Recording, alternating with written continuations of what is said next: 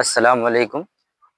मेरा कहना आपसे ये है, ये जो रात कल 20 तारीख में जावेद गामदी जावेद गामदी नहीं, जावेद अख्तर साहब के साथ में जो मीटिंग हुई कल, मौलाना सुमाइल मुफ्ती सुमाइल नदवी के साथ में, जो कल डिबेट हुई वहाँ पे लल्लन टॉप पे, जो जावेद अख्तर ने सवाल किया मुफ्ती साहब से, वो सवाल ये था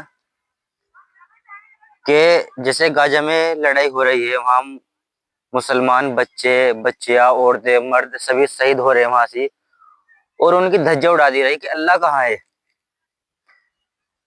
कि जब अल्लाह ने दुआ का ऑप्शन रखा कि तुम दुआ मुझसे करो, मैं तुम्हारी मदद करूंगा, तो अल्लाह अब तुम्हारी दुआ क्यों नहीं कबूल कर रहा? मैं इसलिए अल्लाह को नहीं मानता कि अल्लाह है ही नहीं, अल्लाह है ही नहीं। जावेद गामदी का जो सवाल है ये, जावेद अख्तर का इनका, तो मैं जावेद अख्तर को कहना चाहता हूँ कि अल्लाह ने बंदे को इख्तियार दिया।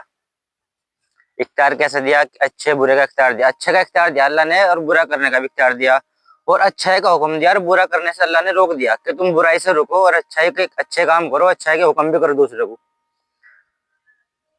तो जितने दुनिया के ममालिक है, खाली मुस्लिम कंट्री नहीं है, जितने भी दुनिया के ममालिक है, इन सब में, और 57 देश मुसलमानों के है, और मैं भी कुछ मदद नहीं कर पा रहे, और अल्लाह भी नहीं सुन रहा, और वहां मुसलमान बच्चों के धज्जे उड़ रहे, बम से उड़ा दिए उन्हें, चीथड़े चीथड़े उनके उड़ गए।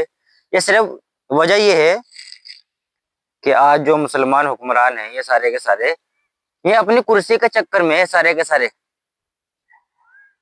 आप लोग देख रहे होंगे कि ये मुसलमान इस्लाम के मानने वाले हैं, आजकल गलत काम भी कर रहे हैं, शराब भी पी रहे हैं, कि इन मुसलमानों को देखकर आप इस्लाम को मत समझना। इस्लाम ये नहीं है। इस्लाम ने तो दारू पीने को हराम फरमा दिया, जुआ खेलने को हराम फरमा दिया, सूद खाने को हराम फरमा दिया, फिर भी मुसलमान कर रहे हैं।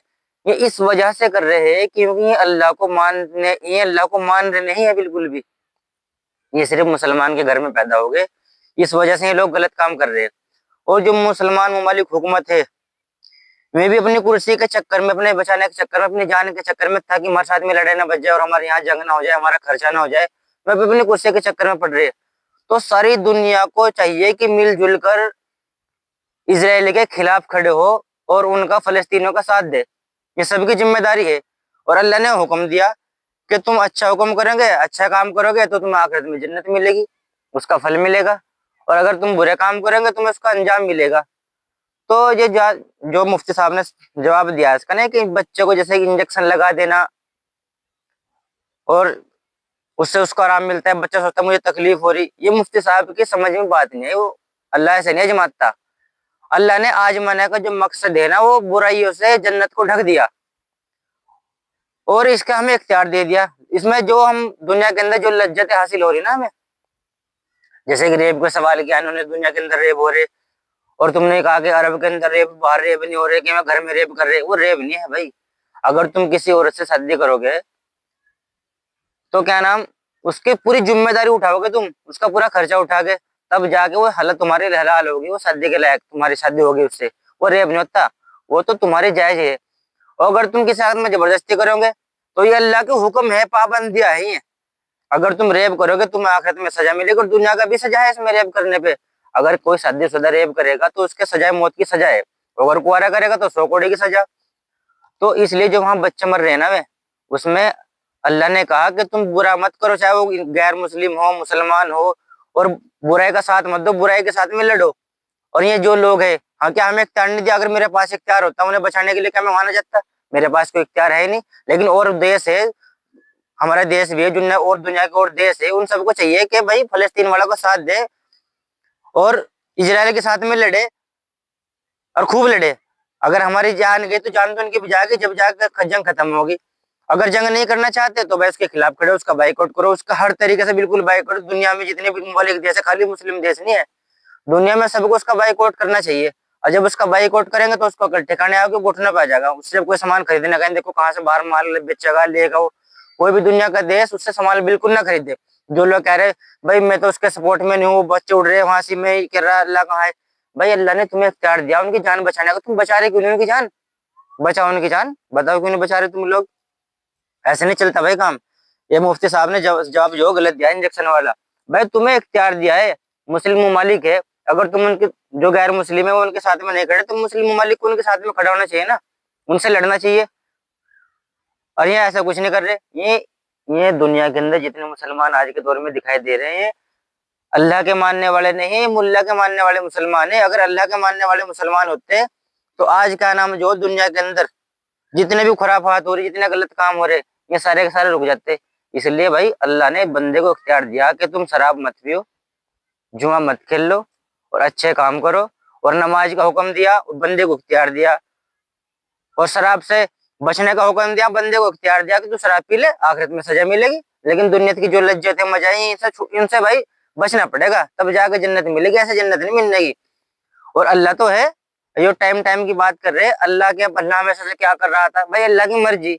अल्लाह ने सोचा मैं ये दुनिया बना दूं, और भाई अल्लाह की मर्जी होगी, अल्लाह हमारे बाद कोई और दुनिया बना देगा। और आज साइंटिस्ट ने वैज्ञानिक को प्रूफ कर दिया कि एक दिन ये जमीन भी खत्म, ये सूरज भी खत्म, इसकी जो सूरज के अंदर जो लाइट है, चांद रोशनी है, ये एक दिन खत्म होने वाली सारी चीज बिल्कुल खत्म हो जाएगी, फना हो जाएगी। बात होने की नहीं, का साइंटिस्ट ने इसका साबित कर दिया, कुरान में लिखा हुआ कि एक दिन सूरज भी खत्म हो जाएगा। बताओ, और आज वैज्ञानिक साबित कर रहे हैं इस चीज को। तो इसलिए हम कहना चाहते हैं कि अल्लाह है और अल्लाह हमेशा से रहेगा, और हर किस सवाल का जवाब हर किसी के पास नहीं मिलता। इसलिए कुछ लोग वहां और भी बैठे थे जो सवाल का जवाब दे सकते थे, लेकिन आप हमें बुलाओ अपने चैनल पे ना, हमने जवाब दिया। और मैं कहना चाहता हूँ तमाम मुसलमानों से कि मेरी इस वीडियो को कम से भी कम कई करोड़ आदमी तक पहुंचना चाहिए। जिन लोगों ने डिबेट देखी वहां तक ये वीडियो जरूर पहुंचनी चाहिए, ताकि उन तक ये वीडियो पहुंच जाए और मुझे सपोर्ट करे भाई, ताकि मैं जो जिन नास्तिक किस्म के लोग हैं, ये किसी मजहब को नहीं मानते, खुदा का इनकार करने वाले, इनके हर एक सवाल का जवाब है, हर एक सवाल का। ये सवाल करे, हम इनके हर एक सवाल का जवाब देंगे कि अल्लाह भी है, और जो तुम्हें कोई कमी खामी नजर आ रही कुरान में या कोई हदीस में, उसका भी जवाब मिलेगा। और कुछ चीजें ऐसी है, हम हमारी मेन किताब जो है वो कुरान शरीफ है, और जो हदीस की किताब है वो हदीस की जो किताब है उनमें कुछ हदीस ऐसी है और किताबों के अंदर जो ज़ईफ किस्म की रिवायत है, जो कुछ झूठे लोगों ने मनगढ़ंत बना के आगे पहुंचाई। लेकिन अल्लाह का इसमें भी एक, अल्लाह ने दीन की जिम्मेदारी ले रखी, तो इसलिए भाई जो हदीस के इमाम है उनके जरिए अल्लाह ताला ने किताबों में लिखवा दिया कि ये हदीस बिल्कुल भी नहीं चलने की, फला आदमी से ली गई, वो आदमी झूठा था और ये उसने उस आदमी से रिवायत भी नहीं सुनी, अपनी तरफ से इसने रिवायत कर दी। तो इस वजह से जो सही हदीस है उनके अंदर भी कुरान बिल्कुल बिल लफ्ज महफूज कुरान है, और जो हदीस है उनका मफहूम बिल लफ्ज हदीस बिल्कुल कुछ हदीस ऐसी है जो बिल लफ्ज महफूज नहीं है, लेकिन वो हदीस सही है, उनका मफहूम बिल्कुल सही निकलता है। इस वजह से हम हदीस को मानते हैं और कुरान को मानते हैं, और तुम्हारे हर एक सवाल का जवाब मिलेगा। अगर किसी के पास कोई सवाल है, किसी के पास भी कोई सवाल है, तो कमेंट करके बताए, उसके हर सवाल का जवाब मिलेगा, और इंशाअल्लाह जरूर मिलेगा। अगली वीडियो में दे दूंगा मैं, लेकिन मेरी वीडियो को ज्यादा से ज्यादा शेयर करें, इंशाअल्लाह तुम्हारे हर सवाल का जवाब मिलेगा, हर एक सवाल का। और भाई मैं कहना चाहता हूँ सबसे, और जितने मुसलमान हैं सारे के सारे एक सिर्फ अल्लाह की इबादत करना शुरू कर दो। आप सारे के सारे अगर तुम अल्लाह की इबादत करोगे और अल्लाह को मान के चलोगे तो इंशाअल्लाह दुनिया के अंदर तुम कामयाब रहोगे।